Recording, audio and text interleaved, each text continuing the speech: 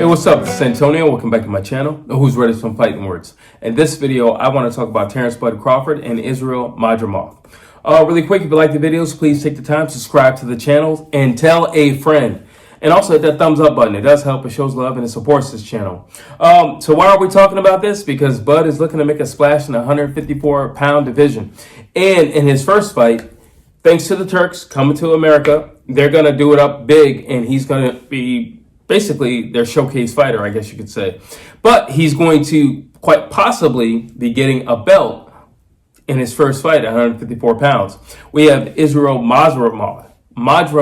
Woo, that is a lot.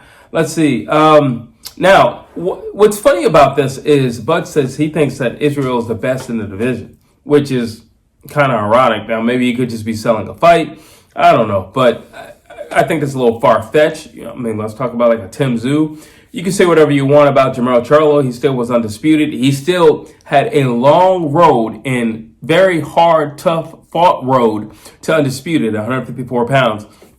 And I think, maybe that Canelo loss, has gotten everybody where they've gotten amnesia or something like that. Like he didn't have a very long road to make undisputed. So he's still out there. And ironically, he actually tried to make a play for Israil. But maybe the powers that be, maybe he backed off in the last minute. I don't know what it is, but they chose to go with Bud. So Bud has potentially there's two belts on the line. But if Fundora doesn't fight Crawford, it's the WBO and WBA. If he does. If he doesn't, then there's three belts on the line potentially. So, I mean, potentially we could be talking about 2 or 3 fights and Bud could be like an undisputed champion, and that's not a crazy idea. And even when he was asked about, being undisputed at 154, and he's like, it's not that it's what I'm looking to do. It's just that if things line up the right way, it's going to be really easy to achieve. So why not achieve it? Now, here's the thing right here. Let's just say Bud does achieve this, and then he can get like all the belts within like 3 fights.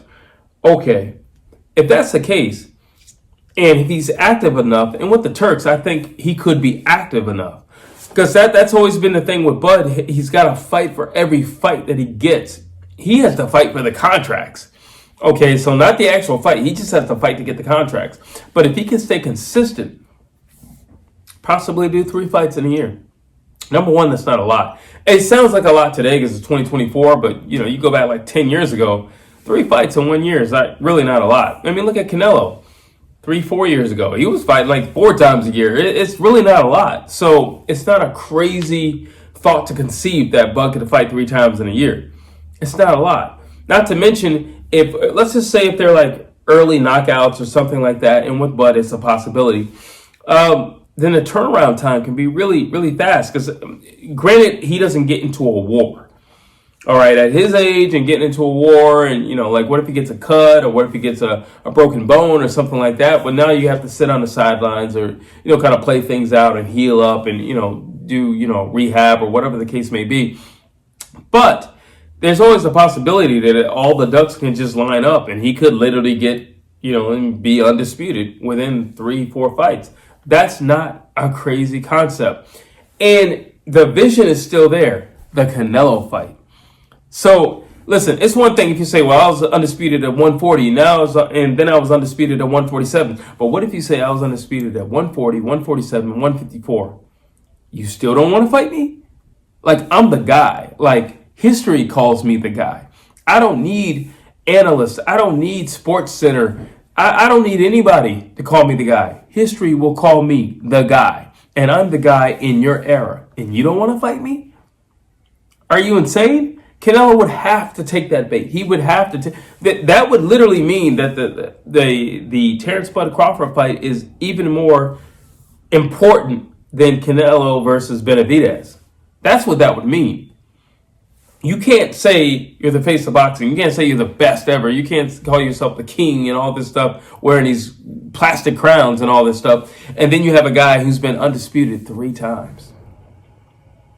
going up all these weight classes. You're going to have to address that because there can't be two kings. Have you ever seen two kings in a room? No, you haven't. Like, it can't be two kings. So, yeah, you would have to address that. And, yeah, you would have to see him.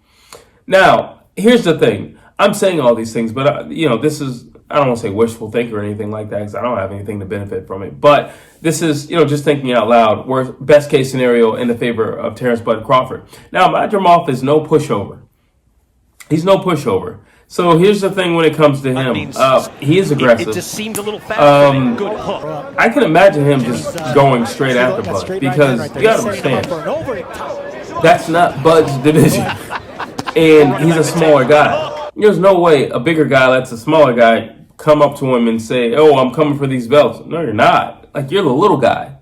And you're not just like a smaller guy. You came up from 140. You're a little guy. There's no way I'm going to just let you walk in the front door and take these belts. So Madrimov has got a tall task, which is to teach the smaller guy, Terrence Bud Crawford, a lesson and teach him some manners. And if you're going to come into this house, maybe you should knock. Maybe you should get in a line. Maybe you should earn your keep and fight your way up to these belts. But if you think you're going to jump the line, this is Madrimov's duty, technically, to the division. He's the one who's going to set Terrence Crawford straight. He's the one who's going to legitimize the division and say, no, we're no slouches.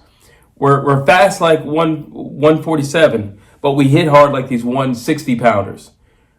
So we're a completely different breed. We are the cutoff. We're the divide, where we still have speed and we have power too. We're the divide. So absolutely not. You're not just going to come in here and just take over and then, quite possibly you could be walking out with multiple belts. Because we're all going to look at Madrimov like he's insane. Well, at least the division is going to look at him like that.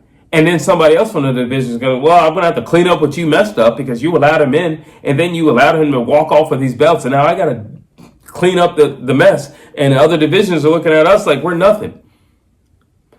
When Jermell Charlo was fighting or active at 154, it was a hot division. There were some great fights. It will say something if this guy who comes from a much smaller division comes up and just waltzes away with all these belts. So it is on Israel Madrimov to set him straight, teach him some manners. And he is definitely a tough guy. He's definitely going to bring it. He has great legs. He can be a little cocky in there. He's elusive as well when he has to be. I don't foresee him being too elusive in this fight because, Bud is a smaller guy. Now, side by side, during the face-off, they're actually the same size. Bud looks really thick. Like, he looks really... And it doesn't look like he's about to cut anything to make 154. And he looks like he's in shape. Bud trains around the clock, around the year, so it doesn't really matter. But he seemed tight. So, you can tell he's been training. But when I look at the size, there's no size difference. There's no size difference. So it's going to be interesting. It's definitely going to be interesting. But I do foresee Israel really trying to, implement his power and implement his size and say, hey, I'm not backing up from this guy, and I'm not going to be forced to use my legs against a guy who once fought at 140. That's not about to happen. So there's a lot of intrigue with this fight, and this fight really sets the tone for a lot of things moving forward.